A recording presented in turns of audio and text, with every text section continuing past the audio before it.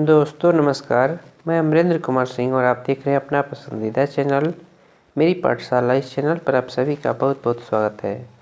दोस्तों, जैसा कि आप जानते हैं, इस समय आपकी निष्ठा प्रशिक्षण चल रही है। इसके बाद एक कॉम्पिटेंसी टेस्ट ली जाएगी जिसमें कम से कम आपको 60% अंक लाने अनिवार्य है। इसको ध्यान में रखते हुए हम आपके लिए कुछ महत्वपूर्ण प्रश्नों का संग्रह लेकर आ रहे हैं। इस वीडियो में हम देखेंगे पार्ट 4। अगर पिछला वीडियो आपने नहीं देखा है तो जाकर के कृपया उसे देख लीजिए। तो चलिए शुरू करते हैं इस वीडियो को और देखते हैं कि कौन कौन से महत्वपूर्ण प्रश्न हैं। दोस्तों, ये प्रश्न काफ़ी महत्वपूर्ण है परीक्षा के दृष्टिकोण से। पहला प्रश्न है आप सभी के सामने, प्रारंभिक बाल्यावस्था की आयु की अवधि क्या है? ऑप्शन है ए जन्म से 8 वर्ष, बी 2 से 10 वर्ष, सी 3 से 6 वर्ष या फिर डी जन्म से 12 वर्ष। आपको बताना है कि प्रारंभिक बाल्यावस्था की आयु क्या है। इसका सही उत्तर होगा ऑप्शन नंबर ए जन्म से 8 वर्ष, यानी कि जन्म से 8 वर्ष की आयु को प्रारंभिक बाल्यावस्था की आयु कहते हैं। आइए चलते हैं अगले प्रश्न की ओर। अगला प्रश्न है, लक्ष्य 4.2 का उद्देश्य है सभी बच्चों, वंचित समूह के बच्चों और दिव्यांगों को डैश तक प्राथमिक शिक्षा के लिए तैयार करना। ऑप्शन है ए 2022, बी 2025, सी 2030 या डी 2035। सही उत्तर होगा इसका ऑप्शन नंबर सी 2030, यानी कि 2030 तक लक्ष्य 4.2 का उद्देश्य है सभी बच्चों को, वंचित समूह के बच्चे हो या फिर दिव्यांग हो, उनको प्राथमिक शिक्षा उपलब्ध करा देना है।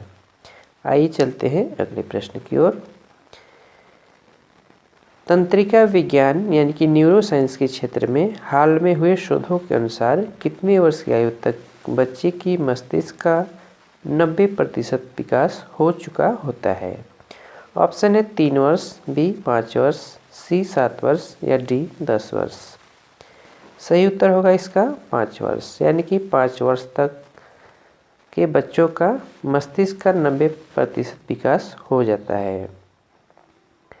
अगला प्रश्न है, पूर्व प्राथमिक केंद्र पर निम्न में से किस आयु समूह के बच्चे शिक्षा ग्रहण करते हैं? पूर्व प्राथमिक केंद्र पर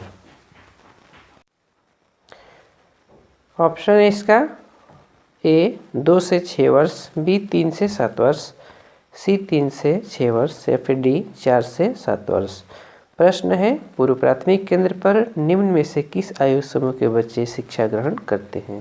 सही उत्तर होगा इसका ऑप्शन नंबर सी 3 से 6 वर्ष, यानी कि 3 से 6 वर्ष के जो बच्चे होते हैं पूर्व प्राथमिक केंद्र पर शिक्षा ग्रहण करते हैं। आइए चलते हैं अगले प्रश्न की ओर। प्रश्न नंबर 5 है, किस वित्तीय वर्ष में कक्षा 1 से पहले की पूर्व प्राथमिक शिक्षा को मानव संसाधन विकास मंत्रालय द्वारा समग्र शिक्षा के तहत स्कूली शिक्षा में जोड़ दिया गया? ऑप्शन है ए वर्ष 2017-18, बी वर्ष 2015-17, सी वर्ष 2009 से 11 फिर डी वर्ष 2020-21। सही उत्तर होगा इसका ऑप्शन नंबर ए 2017 और 2018। दोस्तों, कक्षा 1 से पहले की पूर्व प्राथमिक शिक्षा को मानव संसाधन विकास मंत्रालय द्वारा समग्र शिक्षा के तहत स्कूली शिक्षा में जोड़ दिया गया था सत्र 2017 और 18 में। अगला प्रश्न है कि प्रारंभिक वर्षों में शिक्षण शास्त्र के निम्न 3 घटक हैं। कौन कौन से 3 घटक है? ऑप्शन है ए खेल, अभ्यास और परिवेश, बी परस्पर संवाद, परिवेश और ध्यान, सी खेल, परस्पर संवाद और परिवेश या फिर डी अभ्यास, परस्पर संवाद और परिवेश। सही उत्तर होगा इसका ऑप्शन नंबर सी खेल, परस्पर संवाद और परिवेश। यह प्रारंभिक वर्षों में शिक्षण शास्त्र के 3 घटक हैं, खेल, परस्पर संवाद और परिवेश।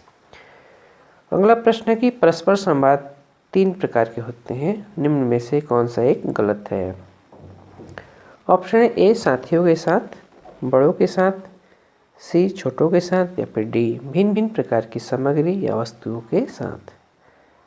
सही उत्तर होगा इसका ऑप्शन नंबर सी छोटों के साथ। जैसा कि आपके मॉड्यूल में दिया गया है, परस्पर संवाद 3 प्रकार के होते हैं, साथियों के साथ, बड़ों के साथ, भिन्न भिन्न प्रकार की सामग्री और वस्तुओं के साथ।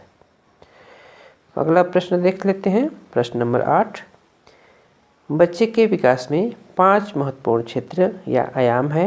शारीरिक, सामाजिक, भावनात्मक, संज्ञानात्मक, भाषा और प्रारंभिक साक्षरता और डैश, यानी कि आपको 5वां क्षेत्र या फिर आयाम बताना है। ऑप्शन ए रचनात्मकता या सौंदर्य, बी गुणवत्ता या बनावट, सी स्वभाव या फिर विवेक और डी बुद्धिमत्ता। सही उत्तर होगा इसका ऑप्शन नंबर ए रचनात्मकता या सौंदर्य। अगला प्रश्न देखते हैं। प्रश्न नंबर 9, निम्नलिखित में से कौन सा घटक या तत्व संयोजन या फिर लिंकेज स्थापित करने के लिए होता है। ऑप्शन ए कार्यक्रम के अनुसार यानी कि प्रोग्रामेटिक, बी मैनेजमेंट प्रबंधन, सी स्थानीय या फिर लोकेशनल। सही उत्तर होगा इसका उपरोक्त सभी, यानी कि ये तीनों घटक या फिर संयोजन लिंकेज स्थापित करने के लिए है। और आज का ये अंतिम प्रश्न 10वां, कक्षा के भीतर का वह क्षेत्र जहां बच्चों के विकास के एक विशिष्ट आयाम से संबंधित सामग्री मिलती है कहलाता है। क्या कहलाता है आपको बताना है। ऑप्शन है ए देखभाल केंद्र, बी अध्ययन केंद्र, सी लर्निंग सेंटर या फिर डी पठन केंद्र। सही उत्तर होगा इसका ऑप्शन नंबर सी लर्निंग केंद्र, यानी कि कक्षा के भीतर का वह स्थान जहाँ पर बच्चों के विकास के एक विशिष्ट आयाम से संबंधित सामग्री मिलती है। दोस्तों, ये थे कुछ महत्वपूर्ण प्रश्न। अगर आपको ये वीडियो पसंद आई है तो लाइक कीजिए और अपने दोस्तों को भी शेयर कीजिए।